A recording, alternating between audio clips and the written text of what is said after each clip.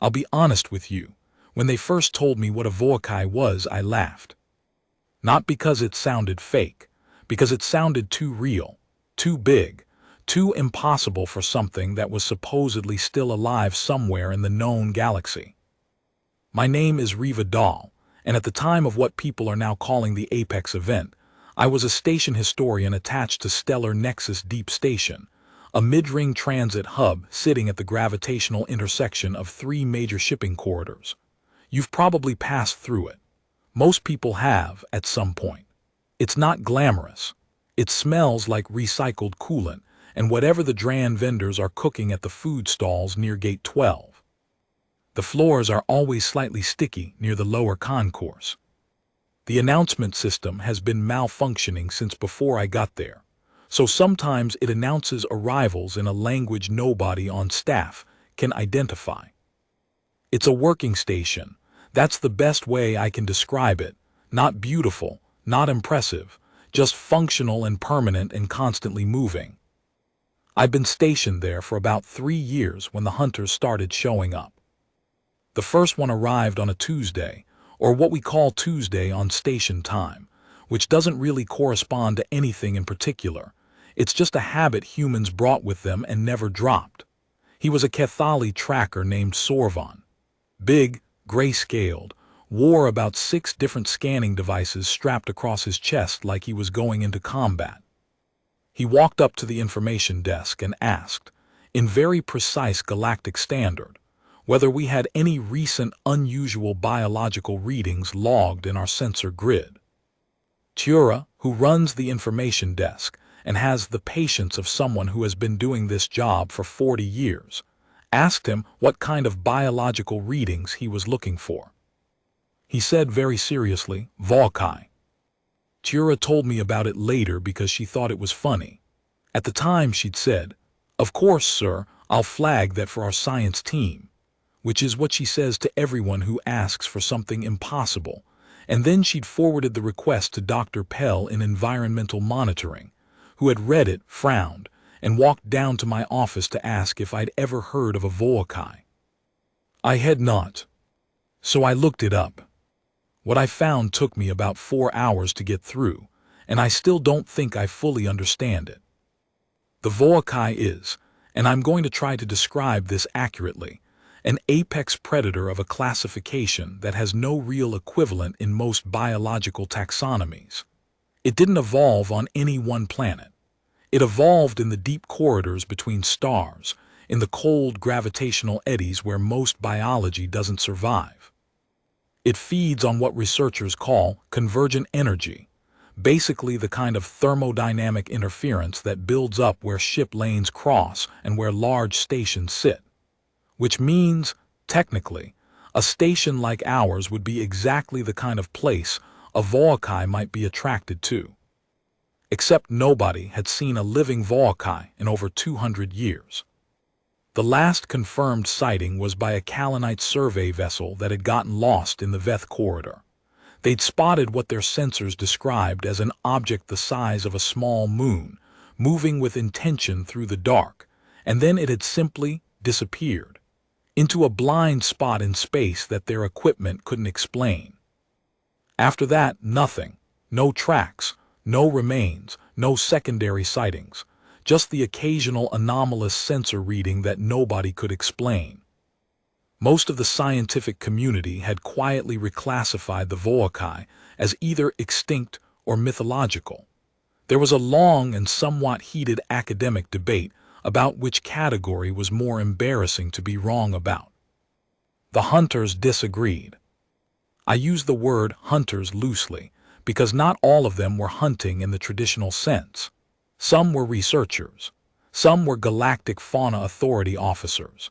A couple were what I can only describe as enthusiasts, beings who had dedicated their lives to the search and were operating on their own funding, which in 2 cases appeared to be extremely limited. But they all showed up at Stellar Nexus within about 6 weeks of each other, which was not a coincidence. What had drawn them there was a low-frequency pulse that our sensor grid had logged about 7 months before the first hunter arrived. Dr. Pell had initially flagged it as equipment error, It had come back. He'd flagged it again. It had come back a third time, slightly stronger.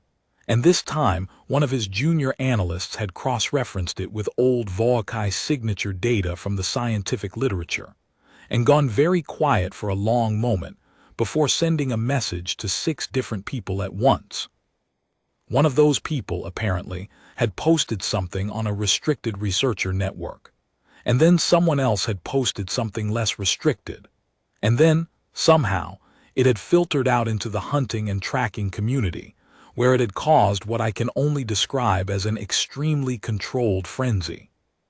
By the time Sorvan, the Kethali tracker, walked up to Chura's information desk, we had 17 Hunter-class vessels docked in our outer ring.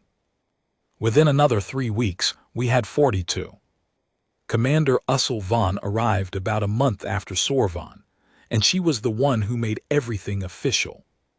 She was tall, even by the standards of her species, which I don't actually know the name of. She never told me, and I never asked because by the time I thought to ask it felt rude.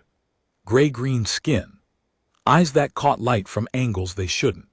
She wore a Galactic Fauna Authority uniform that looked like it had been through several situations I didn't want to know about, and she carried herself like someone who had been responsible for large things going wrong and had survived anyway. She commandeered our secondary briefing room and set up what she called a coordination hub, which meant she imported about 4 tons of tracking equipment, 17 staff members of various species, and a holographic display that was roughly the size of a small apartment and showed a constantly updating map of the station and surrounding space. I was given a desk in the corner of this room, technically so that I could serve as a historical observer and institutional liaison, which meant Commander Von wanted someone who knew the station's layout and could answer questions without making her people waste time. I didn't mind. The holographic display was beautiful. The search pattern, as Commander Von explained it to me one evening when she was in a rare expansive mood, was based on the pulse signatures. Each pulse was slightly different, not in frequency, but in what she called texture, like the difference between 2 recordings of the same note played on different instruments. The Volkai, if it was on or near the station, was not trying to hide. It was simply existing, and its existence created these pulses the way a large body creates a gravitational wake. "It's remarkable, actually," she said, standing in front of the holographic display with a cup of something hot and not particularly pleasant smelling. "We've been looking for this creature for 20 years, spent the equivalent of the GDP of a small planetary government on the search. And the whole time, the best tool we have is a medium-range sensor grid on a transit station that smells like recycled coolant and dran food," I offered. "Yes, that." She turned back to the display. "The pulses are centered on the station," she said, "not in space around it, in it, which means either the Volkai is passing through on a very slow trajectory and we keep catching it at the same point, or—" She stopped. "Or," I asked. "Or it's not passing through, it's here, on the station, somehow, which is—" She paused again. "Which would be unprecedented. The Volkai has never been documented in an enclosed environment. It's a deep space organism. It doesn't—" She shook her head. "It doesn't fit. The thing about the search is that it was very professional and very thorough and completely unsuccessful." Commander Von ran her people through the station in systematic sweeps. They checked every level, every corridor, every docking ring. They brought in additional sensor equipment specifically calibrated for Volkai signatures. They interviewed staff. They reviewed 16 months of station security footage. They brought in a Volkai expert, an elderly Marin academic named Professor Thesic, who had written 11 papers on Volkai biology, who walked around the station for 3 days with a handheld scanner making small noises of frustrated confusion. Professor Thesic told me at one point that the readings didn't make sense. "The signature is correct," she said. "The texture, the frequency band, this is Volkai. I've spent 40 years studying this species. This is Volkai. She held up the scanner. But the scale is wrong. The reading suggests something the size of a— She made a gesture with her four-fingered hands that I couldn't quite interpret. Something much smaller than a Volkai should be. A Volkai is enormous. These readings suggest something. She stopped. It's wrong. The equipment must be calibrated incorrectly. She recalibrated the equipment. The reading stayed the same. Alongside all of this, because life on a working station doesn't stop for apex predator searches, the station continued doing what it always did. Ships docked and departed. Cargo was loaded and unloaded. The Dran vendors argued about who had the right to the corner spot near Gate 12.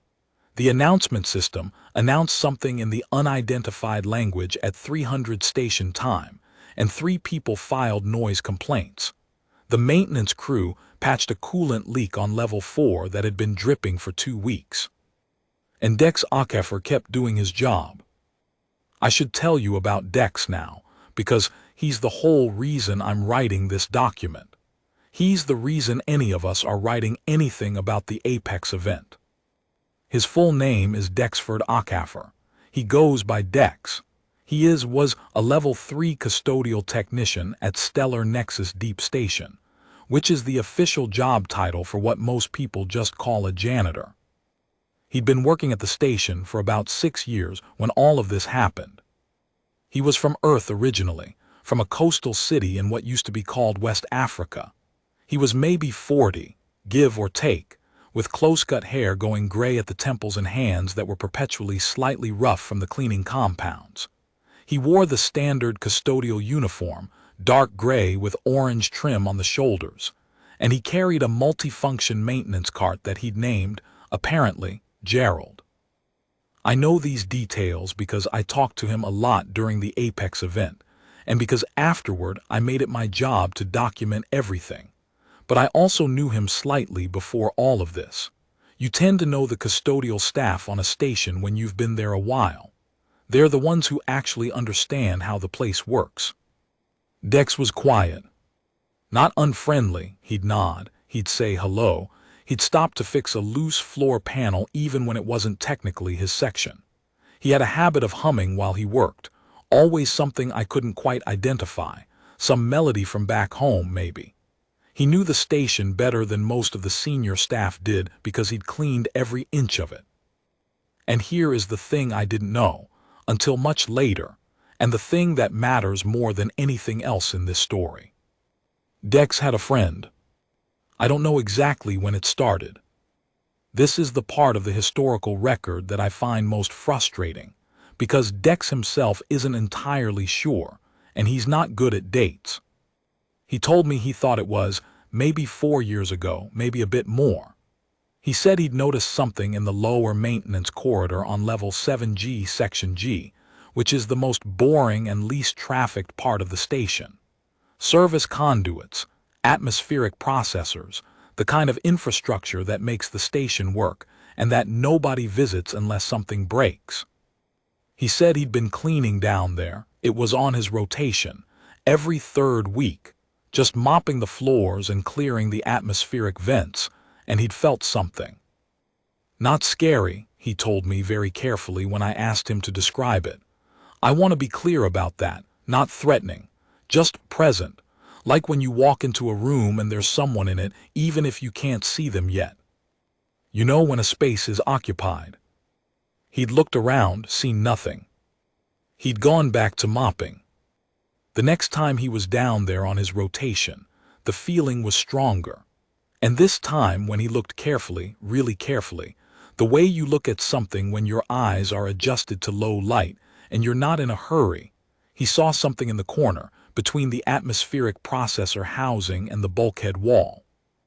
He described it to me as like a shadow that was the wrong shape, like something that was very good at not being visible had decided, just slightly, to be visible, a suggestion of form, a sense of surface that wasn't quite wall and wasn't quite air. Most people at this point would have left. Dex said he sat down on his mop bucket. He had the old-style bucket, the kind with wheels, that he preferred because the auto-clean units made too much noise, and he said out loud, "Hey, I'm not going to bother you, just here to do the floors. And then he mopped the floors, and hummed whatever he always hummed and left. He went back the next week. Not because it was on his rotation, it wasn't. He just went back. The presence was still there. He sat on his mop bucket again. He did a bit of maintenance on one of the atmospheric vents that had been rattling slightly. That was actually on his to-do list, he said. He just hadn't gotten to it yet. And he talked a little. Not to the shadow specifically. Just out loud, talking about the station. Something that had happened that week. A shipment of mechanical parts that had been mislabeled and caused a 2-day delay in Gate 7's docking schedule. A new variety of food that one of the Dran vendors had started selling that turned out to be mildly toxic to Cathali physiology, which had caused a minor incident. He wasn't sure the shadow was listening, but it didn't leave. Over the following months, this became a routine.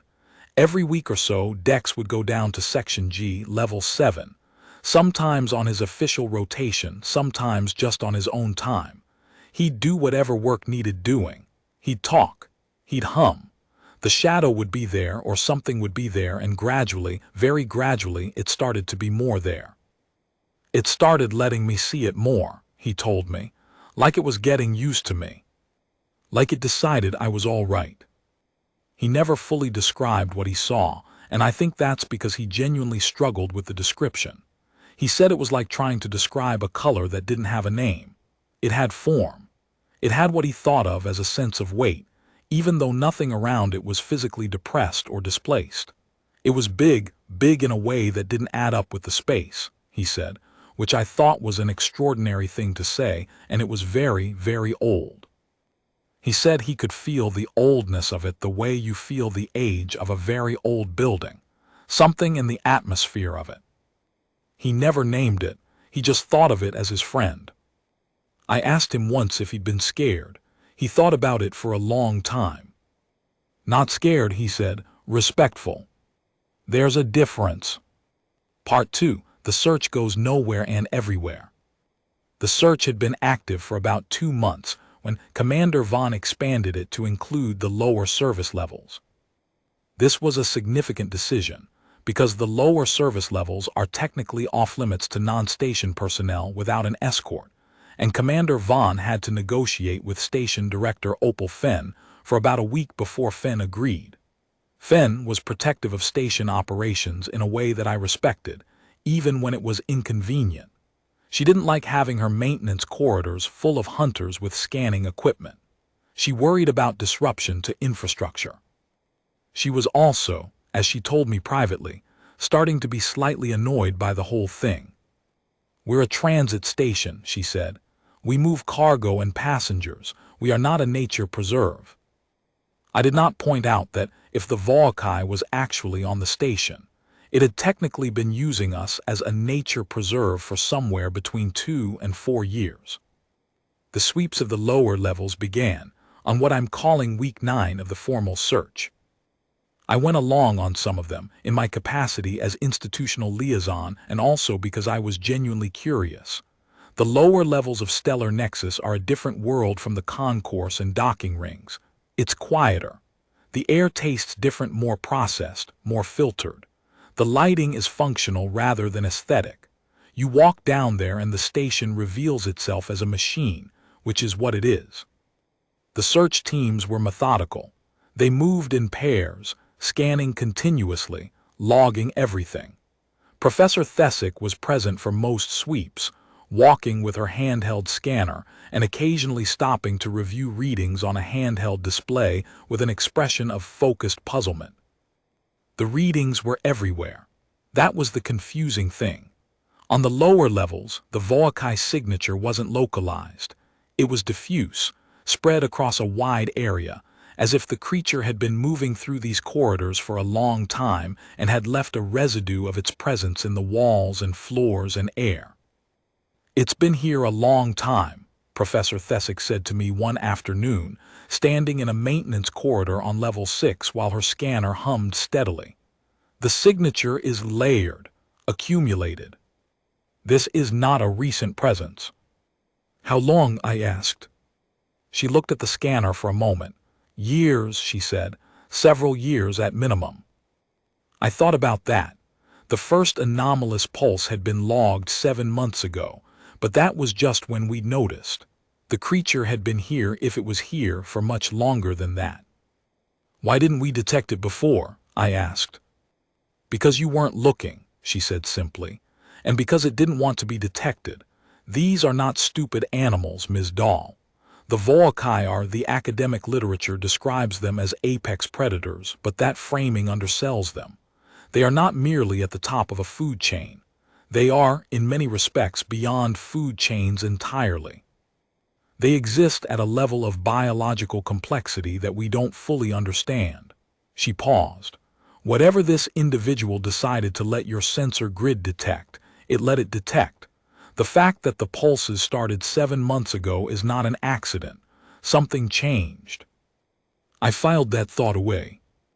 What I didn't know, during all of these sweeps, was that Dex was also still doing his job.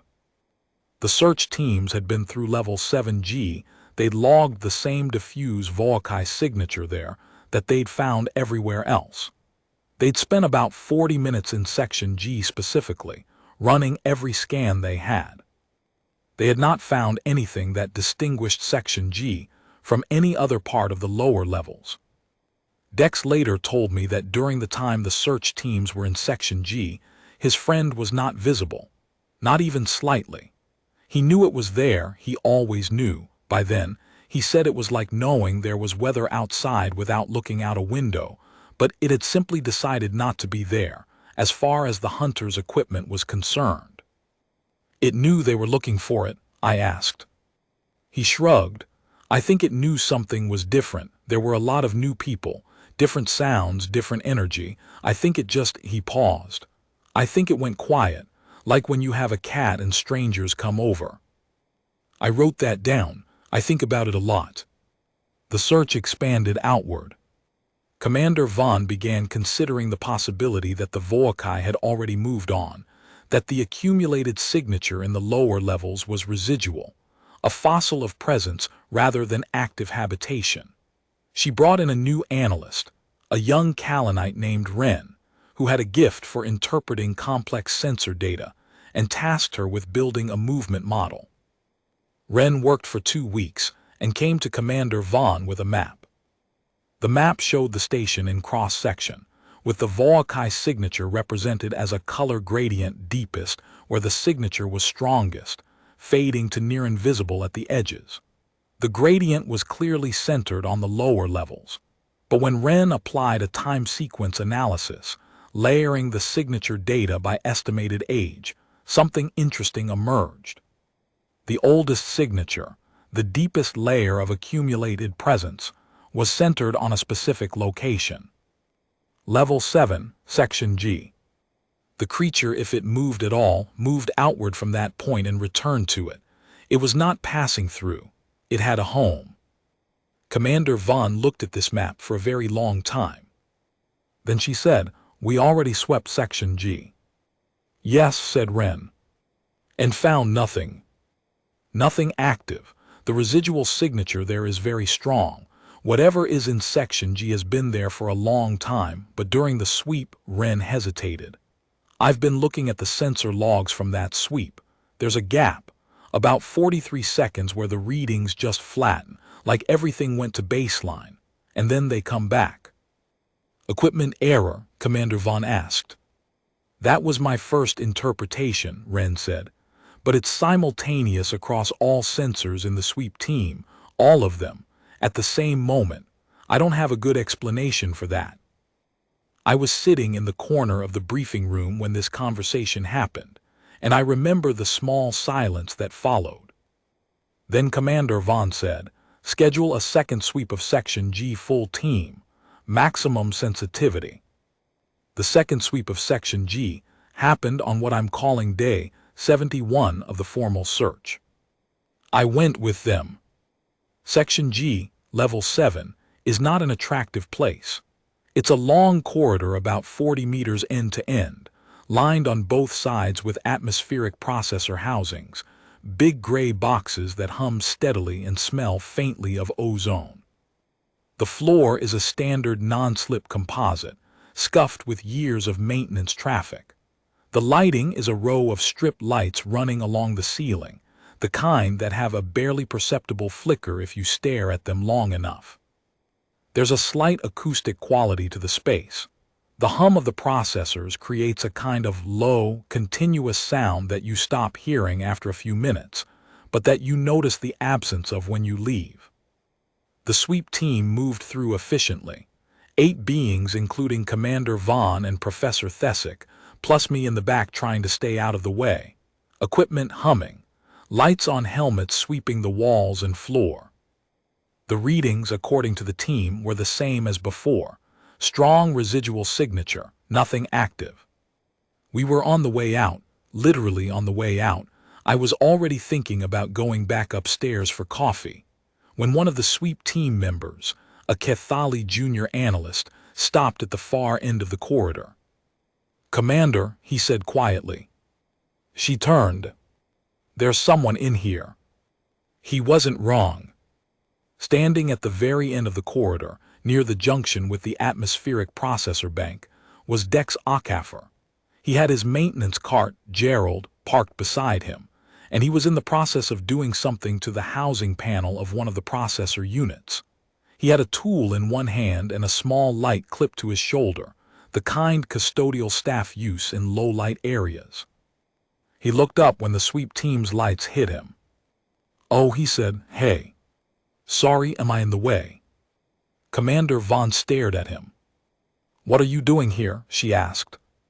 "Maintenance," he said, with the absolute calm of someone who had been doing the same job for 6 years. "This unit's been running about 2 degrees warm, been meaning to get to it." "This area was cleared for our sweep," Commander Vaughn said, and I could hear the slight edge in her voice that appeared when something wasn't going according to her model. "I know," Dex said pleasantly. "I cleared it with Director Fenn. She said you'd be done by 1400. He held up a small scheduling display. Commander Vaughn did not look at it. She was looking at something else. Professor Thesick, standing just to Commander Vaughn's right, was looking at the same thing. Her scanner was making a sound it had not made before in 2 months of sweeps. A rapid, ascending tone that I had not heard from that piece of equipment at any previous point. "Commander," Professor Thesick said very quietly.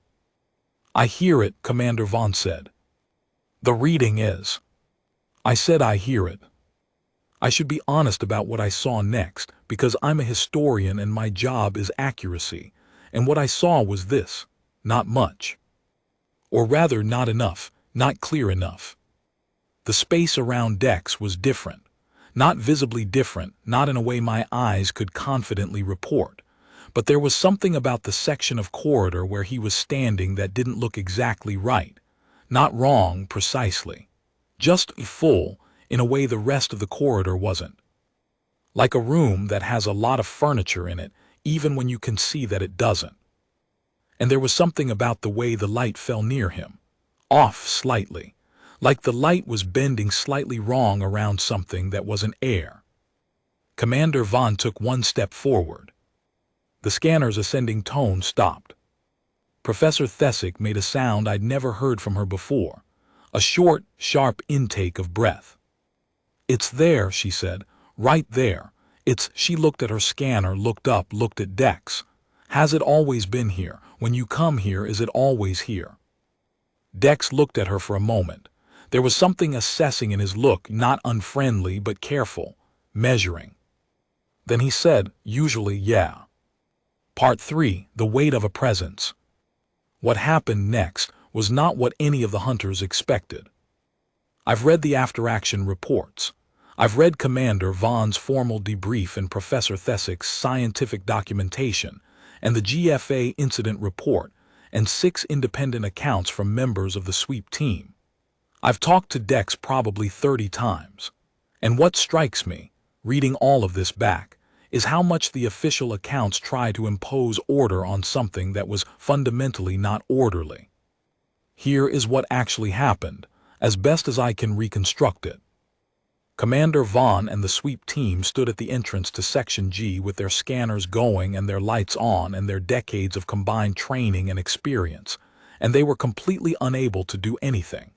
Because the thing they'd been looking for, the thing that had eluded 17 Hunter-class vessels and 6 tracking specialists and 2 years of intensified search, was not running, was not hiding, was not threatening them. It was resting against the side of Dex Ockhaffer's maintenance cart. That's how Professor Thesick later described it in her formal documentation, in the careful, precise language of scientific writing. The subject appeared to be in a state of rest, positioned laterally against the custodial unit designated Gerald by the human custodial technician, in a posture consistent with relaxed proximity rather than defensive or aggressive positioning. In simpler language, it was leaning on Gerald, like a very large, very invisible dog that had decided the mop cart was a good place to put its weight. And the reason they could tell this, the reason they could confirm what the scanners were screaming at them, was that when Commander Vaughn took that one step forward, the Volkai did something it apparently had not done in a very long time. It let itself be seen. Dex told me later that he'd felt it decide. "It's hard to explain," he said. "You know how sometimes with animals you can tell the moment they stop being nervous, like the whole quality of the air around them changes. It was like that. It just settled, decided these people were okay." He paused. "I think it trusted my judgment," he said. "Is that a weird thing to say?" I told him it wasn't weird at all. What the sweep team saw, what I saw, imperfectly from my position at the back, was something that took my brain a few seconds to process and a few more seconds to believe. The Volkai, when it chose to be visible, was not what any of the documented descriptions had led me to expect. The old survey vessel's account described something the size of a small moon. The scientific literature talked about an organism of enormous scale that existed in open space. Professor Thesick's papers described a creature of such physical magnitude that it bent local gravitational fields. What was leaning against Gerald, the maintenance cart, was not that. It was about the size of a large horse. Not a small moon, not a gravity-bending titan of the void.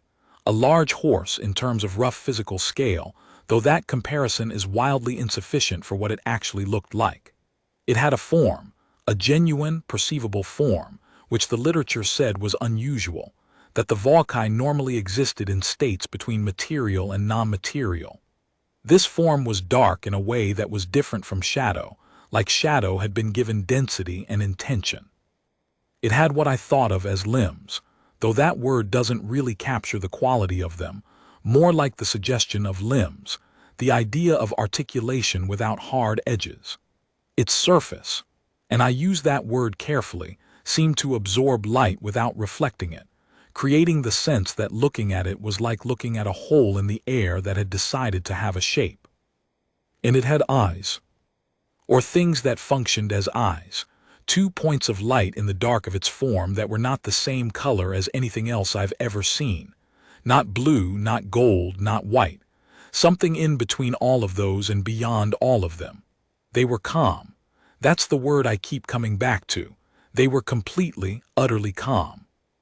One of the junior analysts made a sound that I'm going to describe charitably as an involuntary exclamation, and took 2 steps back. The Volkai's eyes moved toward the sound, assessed it, returned to resting. Dex, for his part, looked at the Volkai, then at the sweep team, then at the Volkai again, and said, "Hey, these are some scientists. They've been looking for you." He said it the way you'd introduce someone at a social gathering, casually, helpfully, like he was doing a favor. The Volkai's eyes moved to the assembled sweep team, moved across them slowly, taking time with each one. Commander Vaughn, who had survived a lot of things I couldn't imagine, later wrote in her debrief that she had felt, in that moment, like an animal being assessed by something that had seen the entire arc of biological evolution and had opinions about where I fell on it. She said she hadn't felt afraid. She'd felt humble, which she described as a novel experience. Professor Thesick was crying. I noticed this after a moment. Quiet, private tears, not theatrical at all, the tears of someone who had waited 40 years for something and was now standing in front of it. For a long time, nobody said anything. Dex went back to working on the atmospheric processor housing, just went back to his maintenance task, tool in hand, light on his shoulder doing the work. The Volkai's wait, and there was weight, you could tell by the slight displacement of the maintenance cart, the subtle lean of Gerald under something that had decided to make itself present in physical terms, remained where it was. Finally, Commander Von said, very carefully, "How long?" "How long what?" Dex asked, not looking up from the processor. "How long has it been here?" He thought about it. 4 years maybe, little more. Commander Von absorbed this, and you never reported it. Dex looked up at that. He had a particular expression I'd seen on him before, when someone said something that he thought was missing the point. "Report what exactly?" he said. "That I had a feeling in a corridor. That I saw something that looked like a shadow being the wrong shape." He set down his tool. "I didn't know what it was. I didn't know if it was anything. It was here and it wasn't bothering anyone and I wasn't going to bother it." He picked up his tool again. "Seemed like the fair thing." "The fair thing," Commander Von repeated. "Yeah." She stood there for a moment. "And when you found out we were looking for it," she asked, "when the search started, you heard about it. Everyone on the station heard about it." Dex was quiet for a second. "I figured if it wanted to be found," he said, "it'd let itself be found." Another pause. "And what changed?" she asked. "Why now?" Dex was quiet for longer this time, long enough that I thought he wasn't going to answer. Then he said, "I think it was lonely for a long time before it came here. I think it needed somewhere quiet for a while. And I think maybe," he stopped, started again. "I think maybe it's been here long enough. I think it's ready to be known about again." He glanced at the Volkai. The eyes were on him, those impossible, calm lights in the dark of its form. "I think it came to my section of the corridor," he said quietly, "because it could tell I wasn't going to make a fuss." Part 4. What the Galactic Fauna Authority did and did not do. I want to be clear about what happened next, because there have been some inaccurate accounts circulating, and as the official station historian, accuracy is my job. The Galactic Fauna Authority did not contain the Volkai. They did not capture it, cage it, study it against its will, or in any way alter its circumstances. This is partly because the GFA's mandate does not actually permit forced containment of a Volkai. The species has a specific protected status in the Galactic Accords, dating back to a diplomatic negotiation about 3 centuries ago that involved several species who considered the Volkai something closer to a deity than an animal. But it's mostly because, as Commander Von said to me later, they tried 3 separate approaches that would have allowed close study, and the Volkai responded to each one by simply ceasing to be visible until they stopped. "It has opinions," Commander Von said. She said it not with frustration but with something that sounded almost like admiration. "Very clear opinions." What the GFA did do was document. Extensively. They brought in every piece of recording and analysis equipment they had, and over the following 6 weeks, they documented the Volkai's presence at Stellar Nexus in what Professor Thesick described as the single most significant xenobiological observation in 3 centuries. What they learned in broad terms. The Volkai on Stellar Nexus was old, immeasurably old in the sense that their dating methods produced numbers that were so large they felt meaningless. Professor Thesick said, in a conversation that I recorded for the Historical Archive, "When we talk about living things of great age, we usually mean centuries. Millennia at the upper end." The readings we're getting from this individual suggests something in a different order of magnitude entirely. We're talking about an organism that may have existed since before the current configuration of star systems in this sector. The Volcae was not, as the old survey vessel had described, the size of a small moon. It had been once. The species, it turned out, could vary its size, not in the rapid, visible way of some documented shapeshifters, but over long timescales, as a matter of sustained intention. This individual had been contracting very slowly for a long time, pulling itself into a smaller and smaller form. The reason for this was something Professor Thesick spent a lot of time speculating about and never definitively answered. But her best interpretation, based on the behavioral observations from Section G, was that the Volcae had chosen to become small enough to be near small things, near the things that lived in the corridors and maintenance sections and working spaces of a transit station. Near, specifically, a human who mopped floors and hummed melodies and sat on a mop bucket and said, "Hey, I'm not going to bother you." The Volcae, Professor Thesick said, in the paper she published 18 months after the apex event, is not merely the apex of a predatory hierarchy. It is, we now believe, a creature of extraordinary social and relational complexity. The individual at Stellar Nexus did not arrive at the station to feed, or to shelter in any purely physical sense. It arrived because it was, and I am using this word with full scientific awareness of its imprecision, seeking contact. Companionship. It chose a station full of small, short-lived, various biological beings, and it found among them one being who offered it what it needed without demanding anything in return. She published that paragraph, and it went around the galaxy in about 72 hours. The hunters, for their part, responded in a variety of ways. Sorvan, the Cathali tracker who had started all of this, came to Section G with Commander Vaughn's permission on day 84 of the formal search. He stood at the entrance of the corridor for a long time. The Volcae was visible, had been visible reliably in Section G for about 2 weeks by this point.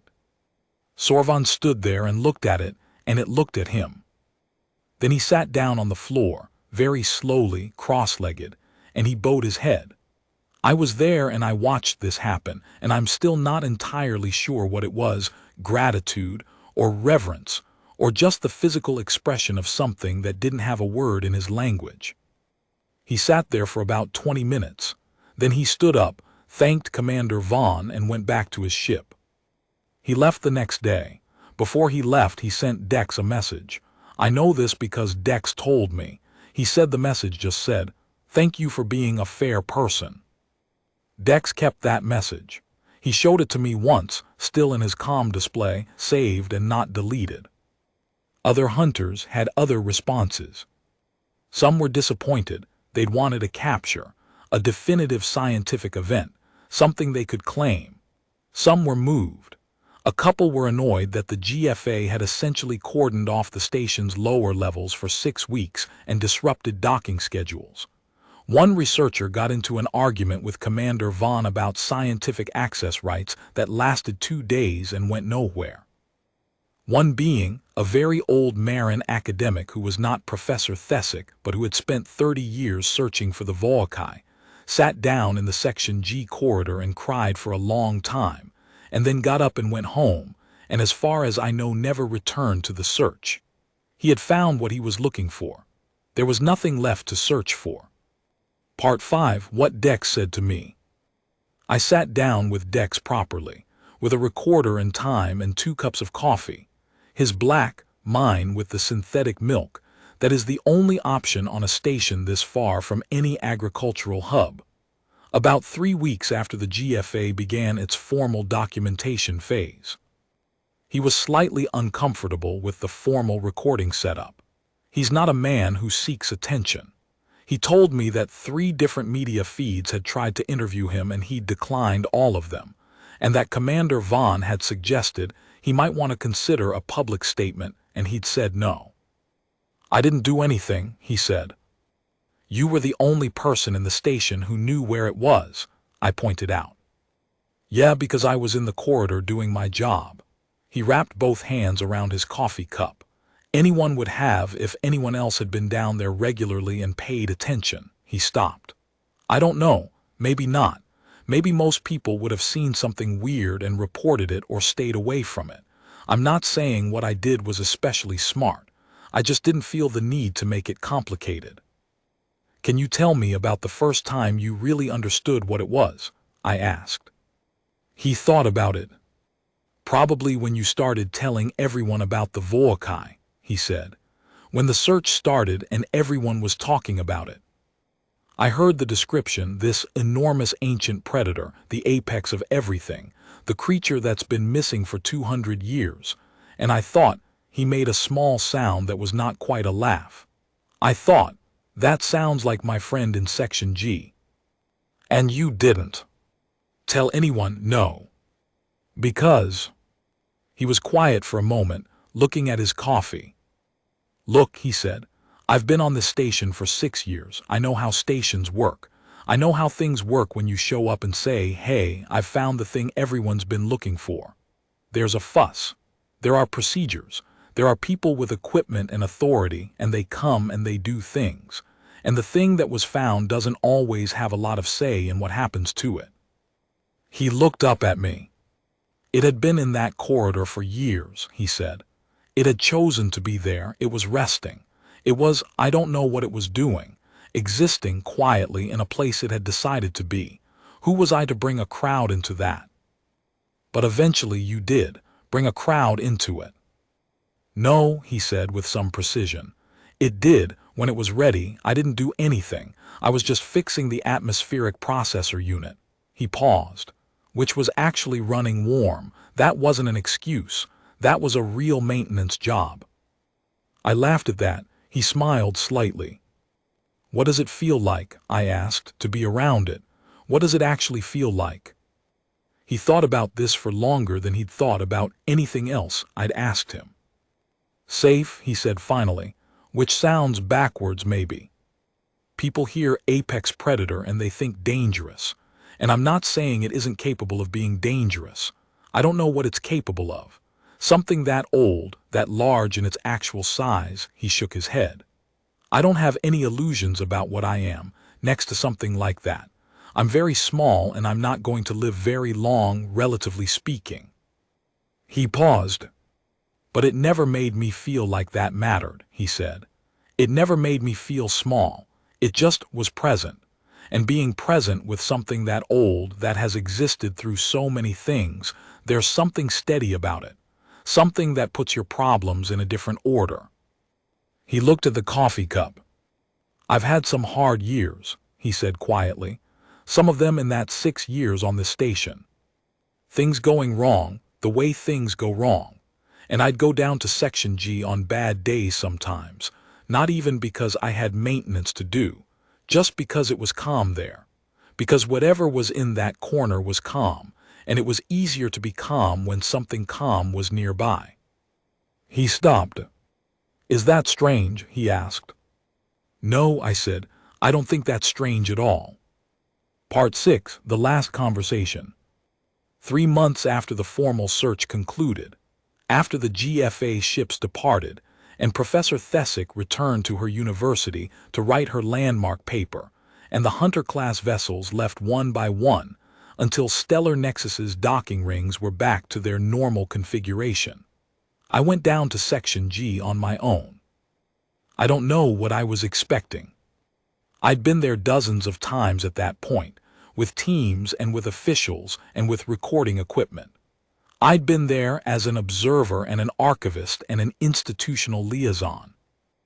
I went alone that evening because I'd had a long day and the coffee machine on my level was broken.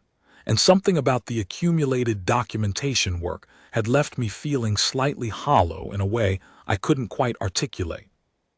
The corridor was quiet, the processors hummed, the strip lights flickered their barely perceptible flicker. I walked to the end of the corridor, to the spot where Gerald the maintenance cart usually sat when Dex was working. Gerald was there. Dex wasn't. His shift didn't include Section G that evening. But the Volkai was there. I don't know if it's right to describe what happened next. I'm a historian. I document external events, verifiable facts, things other people said and did and experienced.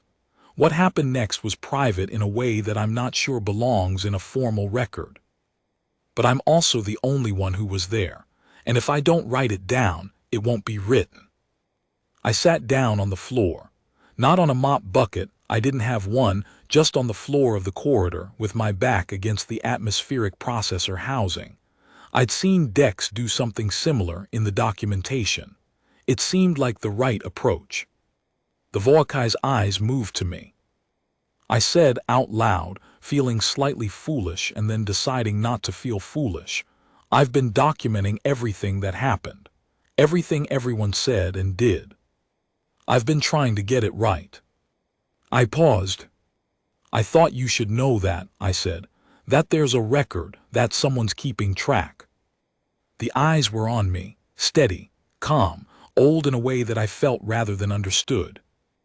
I don't know how long I sat there. It might have been 10 minutes. It might have been an hour. The hum of the processors was constant, and after a while it stopped sounding like machinery and just sounded like sound. When I finally got up and left, I felt different is the only word. Not better in any simple sense. Differently oriented. Like something had shifted slightly in the way I thought about my own life relative to the larger scale of things. Like the particular anxieties that had been sitting in my chest all day, had been presented to something immeasurably older and put in perspective, without anyone having to say a word. I went back upstairs, found a coffee machine that worked, sat down at my desk. Started writing this. Part 7, the aftermath and what it means. I want to end this document by talking about what the apex event actually meant. Not just for xenobiology, not just for the scientific record, but for us, for the people on Stellar Nexus, for the broader question of what this story says about how different kinds of beings encounter each other. Because I've thought about it a lot in the months since. I've read every paper that's been published, listened to every interview, reviewed every piece of footage and sensor data we have. And the thing that I keep coming back to is not the science. The thing I keep coming back to is the mop bucket. Dex sat on a mop bucket in a maintenance corridor and said, "Hey, I'm not going to bother you, just here to do the floors." And something that had existed for millions of years, that had been alone for a very long time, that had contracted itself from the scale of a small moon to the scale of a horse in order to be near small things. That thing had decided, based on those words and the person who said them, to stay. Not because Dex was extraordinary. He's not extraordinary in the conventional sense. He doesn't have special abilities. He didn't know what the Voakai was. He doesn't have scientific training or diplomatic credentials or any particular qualifications for being the person who befriended the greatest predator in recorded biological history. He just treated an unknown presence in a corridor the way he would want to be treated himself, with courtesy, with a lack of fuss, with an acknowledgement that the space belonged to both of them and that neither one had to explain themselves. He brought Gerald. He hummed. He fixed the vents that were rattling and the processors that were running warm. He talked about the docking schedule delays and the Dran vendor dispute and the announcement system that nobody could understand. He showed up week after week and was simply and completely himself, without performing or adjusting or trying to be what he thought might be wanted. And the oldest thing any of us had ever encountered decided that was enough, decided that was exactly what it needed. Commander Vaughn came to see me before she left. She was less formal than she'd been during the search. The particular tension of extended professional responsibility relaxed now that the mission had reached whatever this was, a conclusion, a resolution, something. She sat in the chair across from my desk and looked tired in a way she hadn't let herself look during the search. "I've been doing this for 20 years, she said, tracking things, finding things. I've found 6 species that people thought were extinct, two that people thought were mythological, and one that turned out to be a geological formation that a previous researcher had badly misidentified. She almost smiled at that last one. I've never had an outcome like this.